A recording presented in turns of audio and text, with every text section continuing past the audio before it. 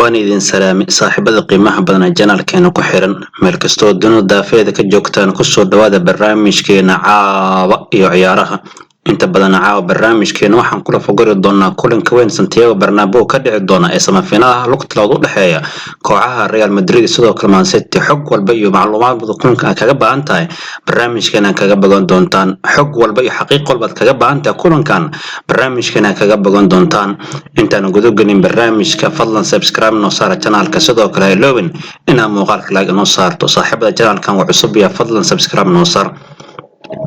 saaxiibada qiimaha badan sidaan ka warqabno kulankan weyn ee Man City Real Madrid u dhaxay lugtikood waxa lagu soo ciyaaray dhankaas Etihad guriga Man City ku ciyaarta sidoo kale Man City ay 4-3 ku soo xaqday kooxda Los Blancos sida daraadid caawa waxay rabtaa Los Blancos inay sameyso mucjiso maadaama garoonka Santiago Bernabeu ay ku dheelayso sidoo kale taageerayaashooda ay garab taagan sida daraadid waxaan isla fiirin doonaa kulankan iyo waxyaabaha iyo dhacdooyinka laga diiwaan geliyay isla fiirin doonaa xog walba kulankan kaga baahantiin saaxiibada qiimaha badan kooxda kubadda cagta cad waa Los Blancos ama Real Madrid saaxiibada waxa la leeyahay sagaalka san ugu dambeysay shan mar ay finaalka soo gaareysay Champions League waxaan ka warqabnaa sanadkii 2014 finaalka ay timaaday 16 finaalka ay timaaday 2017 finaalka ay timaaday sidoo kale 2018 finaalka Champions League ay timaaday taasoo ka dhigan sagaalka san ugu dambeysay shan sano kamid waxay imaanaysay finaalaha Champions sida daradeed caawan waxay rabtaa markii lixaad inay finaalka tagto 10 san ugu dambeysay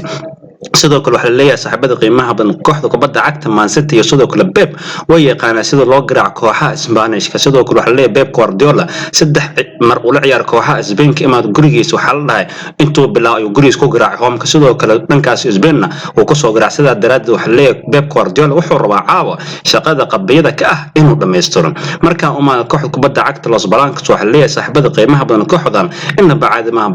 progress fiican ay sameynayeen maxaa yeelay saaxiibada qiimaha sidaan ka warqana PSG ay 3 gool iyo eber dartid sidoo kale kooxda kubadda cagta 5 gool ay ka dhalisay Chelsea labadoo lugood sidoo kale waxa la leeyahay kooxda kubadda cagta City gurigeedna waxa ugu soo dhalisay 3 gool taasoo ka dhigan wadarta guud 4 kulan ugu dambeysay Champions League ay ciyaartay kooxda kubadda cagta Los Blancos waxay dhalisay 12 gool sida daraaddeed waxa la leeyahay caawan waxay rabtaa inay ka takhalusto kooxda kubadda cagta Man City xogaha kale saaxiibada qiimaha badan aan soo qaadan karno waxa kamid ah waxa la leeyahay Benfica ay haysto kooxda Real Madrid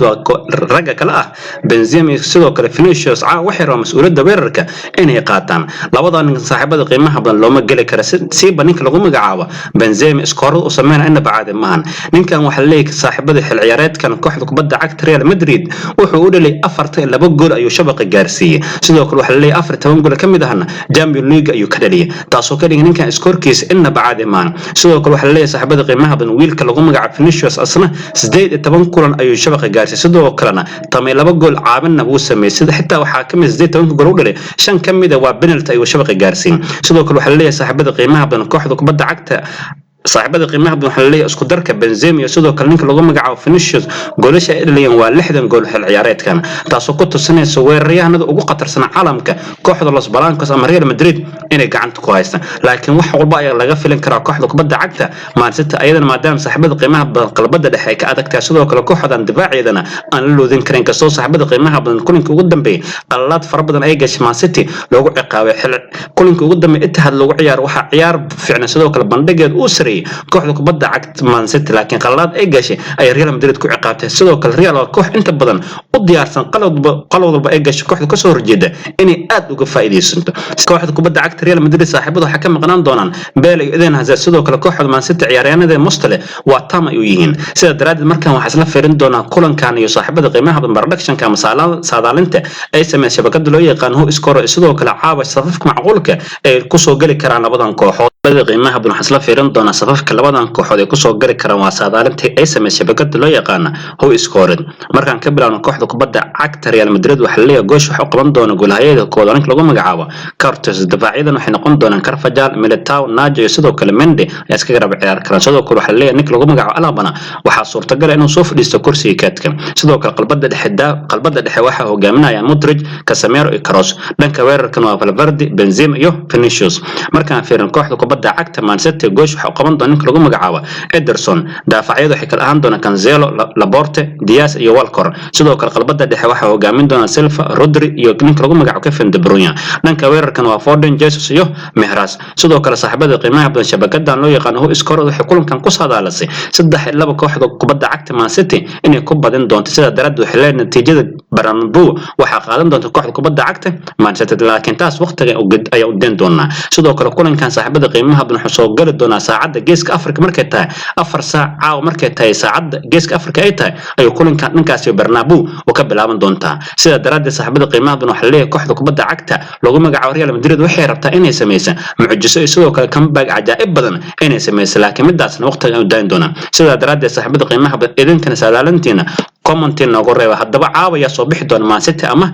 Real Madrid ya finalka caawa u gudbeen dhankaasi Paris lagu ciyaari doona 28 bisha May ayaa finalka Paris lagu ciyaari doona hadda waxa joogta kooxda kubadda cagta Liverpool labadan kooxood caawa ciyaarayaan mid kamid ah ayaa laga rabaa inay finalka timaado inkastoo Man City ay tahay kooxda koowaad loo saadaalana inta dhankaasi Paris inay ka degi doonto laakiin taas waqtiga ay u daan doona sidoo kale saadaalantiina commenting noogu reeba